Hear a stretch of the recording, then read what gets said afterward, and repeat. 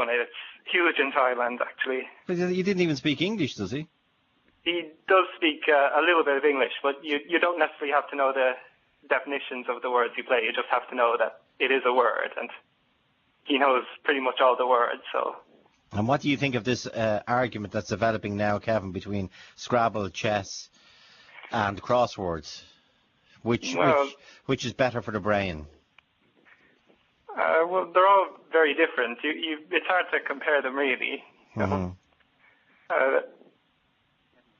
Scrabble,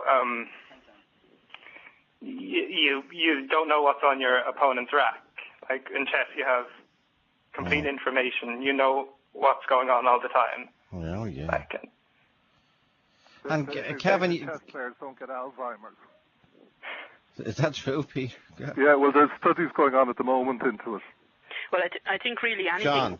I think really anything that you keep your brain active will help you not to have Alzheimer's when you get older. I mean, but then again, Margaret Thatcher got Alzheimer's, and there could be many more active brains than hers. Yeah, scientifically proved. Kevin, you mentioned Countdown. Have you ever been on Countdown? Yeah, I did appear there a few years ago. And how did you get on? Well, I won my first 8 games, but then I was knocked out in the quarterfinals. So many weeks were you on the programme? Or many days? Sorry, it was days. It's a daily show. 8 days to begin with, and then came back a few months later for the quarterfinals. And it was a great experience. Loved meeting everyone. Carol Vorderman. Oh yeah, she was very friendly. Yeah, she's lovely. And Kevin, wasn't there another Irish chap? I'm trying to remember him now. It could be you actually, who broke some record on Countdown by being the longest running contestant. His name eludes me, but that wasn't you, was it, Kevin? No, that was a guy called Tim Morrissey. Tim Morrissey? Yeah, he was very young when he appeared. I think he was 12 or something. And he's from Ireland? Yeah. Okay, so and where is your Scrabble club? Which one do you go to, Kevin? Well, I go to Clontarf. Oh yeah, sometimes. St. Gabriel's in Clontarf. Yeah, that's right. And you cannot get into the car park when the Scrabble club is on. It's so popular. I don't know if I'd go that far, but yeah. And I'm told now within seconds that Tim Morrissey is a member of Clontarf Sea Scouts, and so is my daughter. So I presume, I don't know if they're the same age group, but Tim Morrissey was the longest running contestant, Irish contestant on Countdown. We'll have the discussion with him as well. But as far as you're concerned, Kevin, Scrabble beats it all. Well, for me personally, okay. Yeah. What's the highest number of points you got for a single word? Oh, for a single word, I think it was probably 167 for cavities, but I know people who have scored well over 200 with a single word. So cavities, and were you dropping that into the corner, treble word and all that? Carry on. Yeah, it covered 2 different triple word scores. Oh, I forgot. So multiplied by 9 altogether. I got 66 the other night in the game of Scrabble for taxing. Very good. But I dropped it into the corner. I had it dropped into the corner, and I thought I was doing brilliant at 66. Well, you really need the 50-point bonus for playing all your tiles. Oh, if you play all your tiles in one go. And what about you, John Ryan? What's the highest score you ever got in Scrabble? I think Detoxins was probably the highest one I got, but I can't remember what score it would. It would have been maybe 130 or 140 points around there, you know. Wow. But you got the X in. Yeah, I just say there as well. There may be some people listening, like, and I'm thinking about Scrabble. There's actually a lot of there's quite a few Scrabble clubs now around the country. You know, they're in Dublin, Cork, Galway, Wexford, Belfast. You know, so you can check on the Irish Scrabble website and find out the details of them. You know, we're always looking for newcomers, and we actually have a newcomer Scrabble event next weekend in Dublin as well.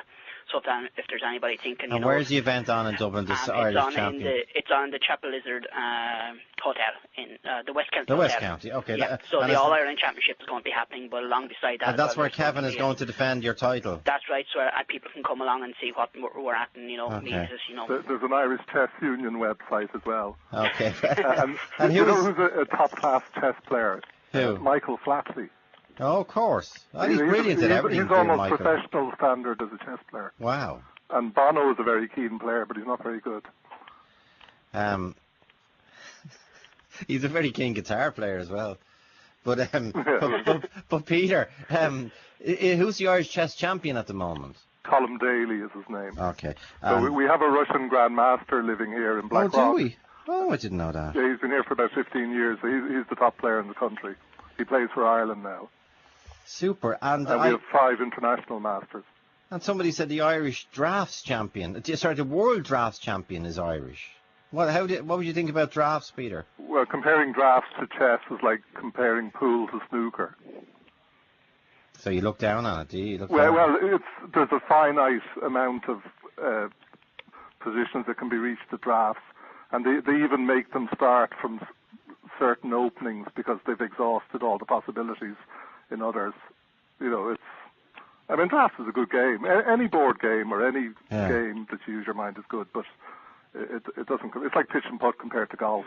Okay. But Joe, what's great about the board games is, in this recessionary time that we have, a board game is a fantastic, cheap hobby. It's absolutely brilliant. You go down to your toy shop, £5, £10, £20, you can buy a board game.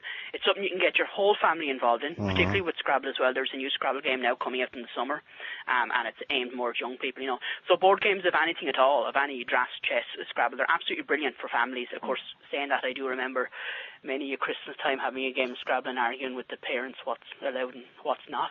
Okay. Is bad language allowed, John? Yes, it actually is. You see, for the players, say like myself and Kevin, who are playing all the time, we don't really mind what the words mean. We just play them But the Collins Dictionary is a dictionary that we use when we're playing Scrabble. Okay. But there is a family version of the dictionary that you can buy, which doesn't have all the bold words in it, so there's no fun in it. Can you put the F word? Can you use the F word in Scrabble? Oh, you can use all of those words, yes. Although every couple of years the dictionary is looked at, and new words are brought in and old words are taken out, So I think the next time around they're going to look at taking out the F word and such, But you say there's a new game, there's a Jedward's version of Scrabble coming out. That's right, yes. There's a new Scrabble game coming out. Mattel are bringing it out in the summer, and it's going to be aimed more at young people, and it's causing a little bit of controversy. Okay, but you can use Jedward and Beyonce and yes, you can use all nouns and names, so really anything belong with a capital letter, So it's going to make the game just a little bit more accessible to young people in particular. It's not going to change the normal game of Scrabble, But then again, there's a lot of words are allowed in Scrabble. Joe, you're allowed in Scrabble. Joey, you're a cup of coffee, a cup of Joe. So a lot of names are already allowed in Scrabble anyway, But this new Scrabble game coming out now in the summer, it's just going to make the game a little bit more accessible. Okay. Well, there's a lot of interest in it, I can tell you. Thanks indeed, Kevin McMahon, All-Ireland Scrabble champion. No, you've not lost for words anyway. And Peter, the All-Ireland chess coach. And you coach the Australian girls champion. Yeah. And she's had a checkered career ever since. And John Ryan down in Wexford. Okay, 66 points for you, John. Back after this break. Thanks very much. Bye. Talk to Joe on 1850 715.